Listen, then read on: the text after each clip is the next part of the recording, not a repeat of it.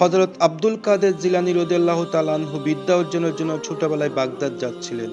যাওয়ার পথে একদল ডাকাত তার কাফেলায় হামলা করে বসল। ডাকাতরা একে একে সকলের জিনিসপত্র লুট করে নিল। ডাকাতের সর্দার হাসতে হাসতে বলল, ছেলেটার কাছেও কিছু থাকতে পারে, দেখো তো। ডাকাত তল্লাশি করলো।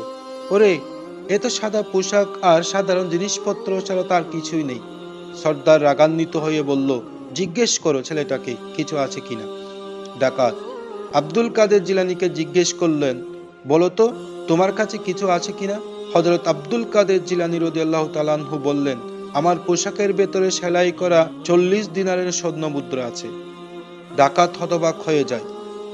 ডাকাতের সর্দার চমকে গিয়ে জিজ্ঞেস করে, তুমি আমাদের মতো ডাকাতদের হাতে সত্য কথা বলতে গেলে কেন। হযরত আব্দুল কাদের জিলানী রাদিয়াল্লাহু তাআলা আনহু বললেন, আমার মা বলেছিলেন কখনো যেন মিথ্যা কথা না বলি। আমি তার কথা অমান্য করতে পারি না।